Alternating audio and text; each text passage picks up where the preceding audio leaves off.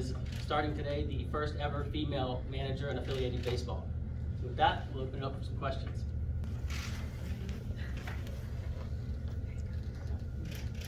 Hi, I'm Carrie Sheridan with the NPR station WUSF. Are you aware of your status as an inspiration to other women in this field? And can you talk to us about who your inspirations have been? It's been ongoing throughout the years of all young women reaching out, older women reaching out, dads, girl dads reaching out. So I'm definitely highly aware of it, and it definitely drives my actions pretty much every day. Honestly, it's something I think about every day. And when I think about somebody who inspires me, or at least who early on was somebody who I looked to, it's definitely Sue Falsoni. She was with the Dodgers in 2008, I think was the first year she was hired as a physical therapist with the Dodgers. And I just remember that was about the time when I was starting to get into baseball, and it was really impactful for me to know that there was a woman doing anything, on the field at that time. It was really impactful for me. And so I definitely remember reading the article that when she was hired and having that be a source of inspiration for me to get into strength and conditioning in professional baseball. So her name definitely comes to mind, along with many other people, but she was a really important person for me early on. What made you want to go into baseball in the first place, and then also make the transition from strength and conditioning into coaching and specifics? I would say getting into professional baseball specifically was always about the player development system. So I, unlike many other people, it's like I was never really about the glitz and the glam of being in the big leagues, and necessarily, I didn't grow up necessarily. Just how do you feel ahead of tonight's game? What kind of emotions do you have? And then also, can you tell us some of the unique challenges in coaching a bunch of young men? How do I feel? I mean, I would say that I could benefit from a little bit of sleep right now, and just answer it like that. But overall, I feel really excited, and kind of segue into the second question is, I feel excited because it's thankfully I'm in the best case scenario to accept a role like this, because I had a lot of these players last year, and I already know them. One's back in the back of the room, Antonio Gomez, but also a lot of other players who I'm already really familiar with, and they're familiar with me. And so it's I'm excited, for the night because of what's going on, but also just excited for the season because it's these are my guys, so I'm just excited for the roster that we have in general, and it's already been a lot of fun. There's a lot of loud music, there's a lot of energy with this team, and I'm just excited to be with this team specifically, so that makes it a lot easier and smoother given all of the potential distractions, not to call you all distractions, but that could be going on. Hi, Rachel, over here, Nathan Makforski from Yankees Magazine. One of the roles of the manager is to establish sort of a culture in that clubhouse. What sort of culture do you hope to establish with the Tarpons, and does that begin today on opening day? It began, I would say, our first practice, which was a few days ago, which, to give you an idea, we basically showed up to practice, and without me really saying much, it turned into a giant competition where they're all kind of talking trash to each other, and had a ton of fun even at just the first practice in the past few days. And the music is loud, and that's how we want it. The energy is high, and it's just an environment where we're having fun. But we talked about in our first meeting, having fun is all relative, and in my mind, winning is fun, and having success is fun. And so if we can say, oh, we want to be relaxed and have fun, but also we want to push and be able to compete. And so that's something that we talked about in our first meeting, and that's kind of the culture. It's already been said, but again, I'm just fortunate that I'm not necessarily the only one setting that. It's the players that are immediately jumping in and going, okay, we're picking teams, we're competing against each other, they want to compete, they want to have a high energy environment, and they're not necessarily concerned with just relaxing and getting through their days and talking about a long season and those things that we're just not going to talk about because we're going to continue to compete all year. Hi, Holly Kane with the Gannett newspapers. I wanted to ask you a little bit about, have you had somebody, this is a new position for you obviously, have you had somebody that kind of I wouldn't say leaned on, but maybe got some advice, or maybe there's somebody that's offered you something that said, wow, this is something I really might want to incorporate in the way I manage, or anything like that? It takes a village. It's been literally everyone, almost everyone in the Yankees organization, that every single day I'm picking up a tip from one person or another. Definitely Ryan Hunt, one of our Defensive coordinators is a guy who's been with me every step of the way since I showed up January 15th. Kevin Reese is in the room. He's been extremely helpful, but also I can't even name everybody. It's been everyone. You know, the amount of messages that I've got this morning from Yankees coaches and employees is incredible, and it's been all angles of support. So it's been just about everyone I can think of that's been giving me tips that have been extremely helpful. So. Hi, John Brophy from Pinstriped Prospects.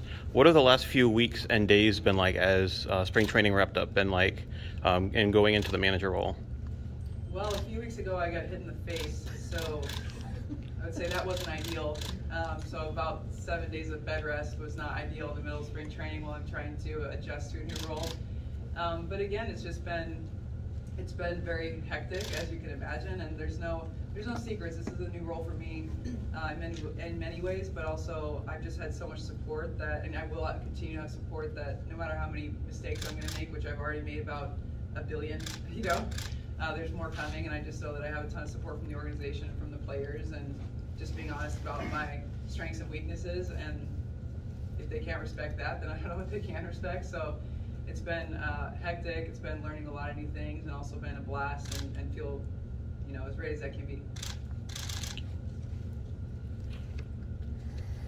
Rachel, Kevin Lewis from WFTS. In your Zoom call, your initial Zoom call, you talked about you went on the list of how many times you were told no, and because somebody told you because you were a woman, and you were in the Netherlands on a borrowed mattress or something. Like at any point, I mean, a lot of people could have stopped or said, okay, this really isn't for me. Just when you go through all that, was there ever a moment when you said, well, I don't know, and how, kind of take us through then till, you know, your first game tonight? I don't know if I can go through all of that because it's too long, but I could just say, you know, my parents are sitting in the back of the room. They know, and they probably are going to laugh at this, but it's like they saw me at like very low points of money, low points emotionally, all the low points they know, and it's been 10 years of just working to this point. I would say the early years for sure is when, again, I would say I had almost no support in some ways because there were no women.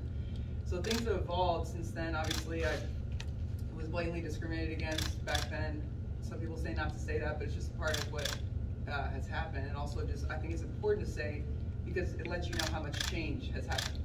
So blatant discrimination, that was, you know, 2010-ish, and now here we are 12 years later, and I'm sitting up here at a press conference and I'm a manager. So tons of change. It definitely had some dark times in many different ways. Transitioning to being a hitting coach and making that transition was also extremely difficult. I had to make some really difficult decisions in my career to keep going. If you're asking me why I did that, it's just like, at some point you have to look at yourself and go, what is my purpose on this planet? And if I don't do this, who else is going to come behind me and do it? And if the answer is, okay, it's just me, then I don't feel like I really have a choice. You know, that's how I felt, I would say, in like 2012, 2013, and then again in 2018-19 when I was switching over to being a hitting coach. I know that I'm capable of doing this. I know that I'm the right person for it. I know that being a woman, I know that I can get respect in any room that I walk into. So if I choose not to do that, and I know I have the opportunity, then it's disrespectful to other women who've come behind me and done that for me. So that's why I kept going. Addressing kind of more recently, I think that, again, it's like, guys, when I first got hired full-time in 2014, there was no social media, there was no I got hired full-time, and like, there was no press. You could try to go back and find press, there was none. Now I'm sitting in the front of a room of people, and there's a giant press conference. It's like mind-blowing to me, you know. So this time around, I feel like I have to tip my cap to the Yankees and just say, like, I don't really feel like I'm making history. I feel like the Yankees are making history because, for me, I have made some difficult decisions in my career that have required a lot of discipline and a lot of, you know, sleeping on mattresses that I pulled out of a dumpster. Those things. This case, it wasn't that. You know, it's like the world has changed, society has changed, baseball has changed. This was simply the organization saw potential in somebody and asked me to be in that role, Kevin Reese, and some of you may or may not know, we didn't tell anyone when I signed my contract because it just felt like it was the next normal step and that we didn't need to tell anyone. You know, and then that's the greatest indicator of change. So it's, you know, I don't want to say it's not a big deal, but it didn't feel that way. It felt like this was a normal role change inside of an organization, and the Yankees deserve credit for that. It's just, you know, this time it didn't feel like I didn't have to sleep on a mattress out of a trash bin. So lots of change, lots of positive change, and I've gone through a lot. It's too long to say in this press conference, but happy to be here now.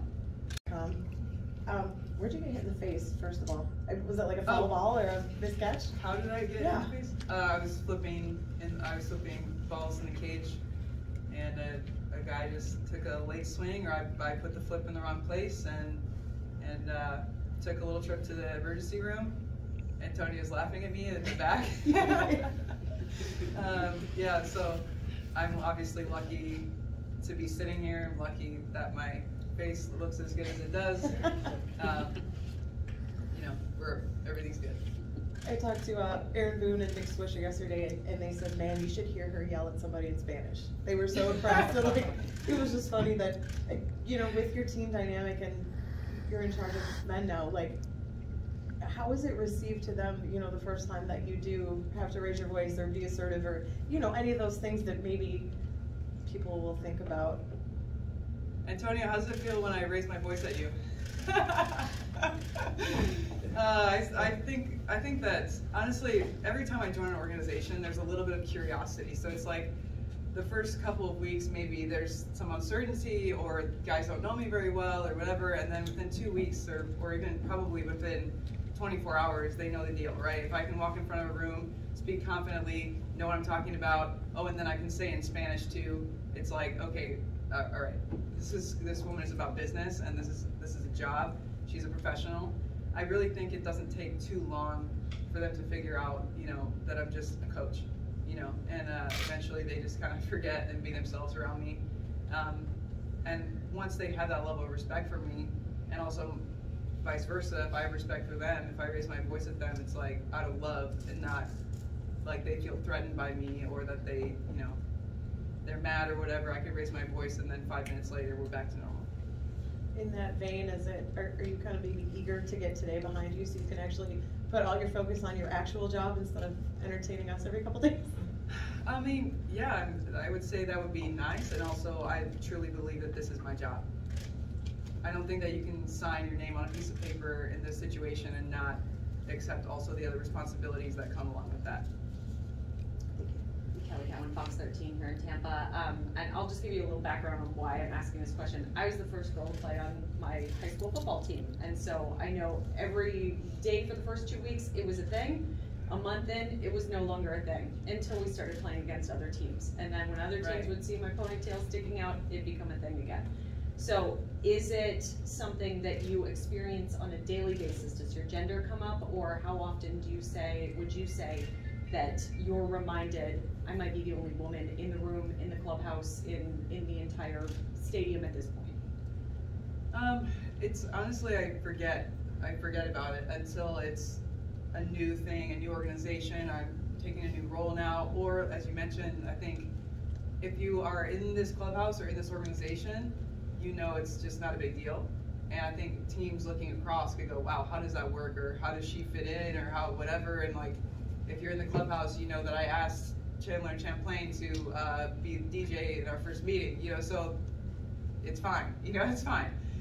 There's definitely some things that I'm reminded of, like the clubhouse setup or whatever, that I'm like, okay, oh, I forgot, I'm a woman, okay, this is how this is gonna go, it's gonna be a little different. But overall, I'd say like you blend in very quickly, and I think the outside perception is really actually usually pretty far off from what actually happens.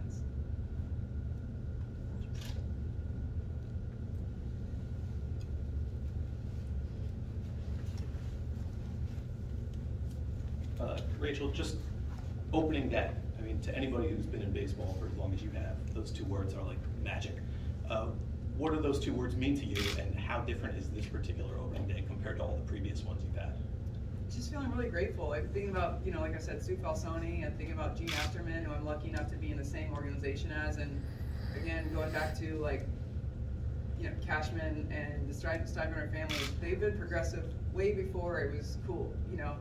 Hiring Kim Eng and hiring Gene late 90s, like, that they didn't get any, positive press for that, I'm pretty sure, or there wasn't the, celebrating women in sports the way that we are now. So just feeling really grateful that I'm in this organization in particular. I'm grateful that I have the support of the players, that I have their respect, and I'm excited just like anyone else is on opening day, just that kind of, that excitement that you get the first game, everyone's all smiles. So every opening day is special. This one is definitely a little different, but it kind of feels the same. And as soon as I leave this room, it's going to be, crank up the music and get our practice going, and it's going to feel, I think, pretty much the same. Catherine Smith with Spectrum Bay News 9. Representation is so important. What does it mean to you that there's going to be a little girl that comes to one of your games and sees you and says, I can do that one day? Again, it's just, it's my job. It's like I just don't believe that you can be in a role like this and not also consider those things. And it's something that we want to also tell the players, right? Like, if you're wearing this uniform, and especially if you're in the Major League Clubhouse, you are a role model, whether you like it or not. People are looking at you. So you can either choose to shy away from that or just not do a good job of it, or you can choose to lean into it and be there for that and show up for them because somebody showed up for you before. And many women have done many things before I got this role to make sure that I could be here. So it's like, if I say I don't want to do that or don't want to be part of that, it's selfish, it's disrespectful to the women who've come before me, and it's just a part of my job, whether I like it or not. Whether I wanted to wake up early, whether I wanted to take time away from my day to be here or not, it's my job. And I do want to do that anyway, so no worries. But yeah, I don't really think I have a choice. Background, were you one of the girls that wanted to play football, or were you, throughout growing up? And are you, in your family, do you have brothers, sisters? What is the makeup? My mom was sitting right behind you and she laughed when you asked that. Did I want to play football? I can't remember.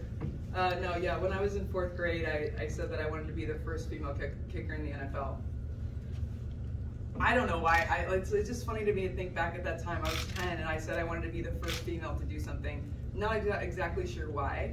You reflect back on those times. I mean, at the time, I remember knowing about Serena Williams. I remember knowing about Brandi Chastain and the 99ers who won the World Cup. And I remember having some young influences as a young woman that were female athletes. And I don't know why I said I wanted to be the first female something, but I guess I was seeing into the future.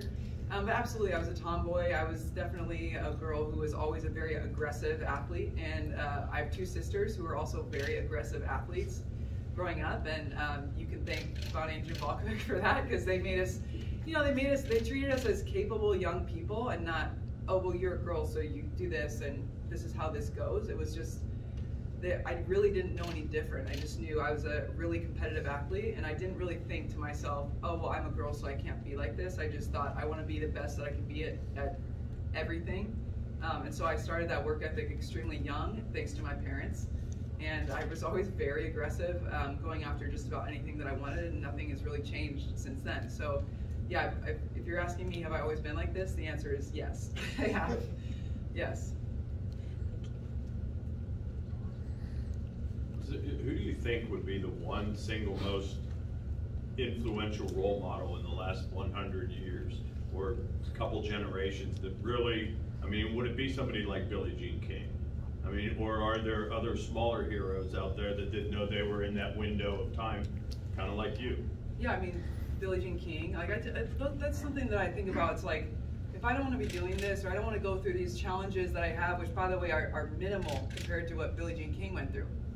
She signed a contract for $1 to play professional tennis.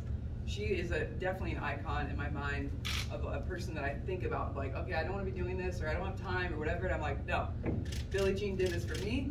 This is what I have to do now for whoever else that I'm helping out in the future. I think about women like that. I think about Jean all the time. It's like Jean's been doing it since I was born. So it'd be selfish of me to say, oh, I don't have time for this, or that. That's disrespectful to women who've come before me. If you want to know other 2 role models, they're sitting in front of you. If you want to know why I'm here, it's them. If you want to know why I'm aggressive, and if you want to know, you guys in the back, if you want to know why I'm hard on you, it's because my parents were hard on me. They raised me to be set up for success once I left their home in my professional career.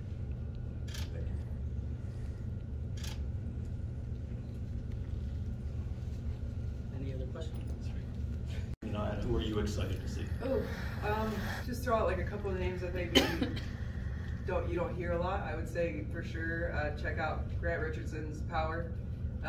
Connor Cannon might make one disappear into the night.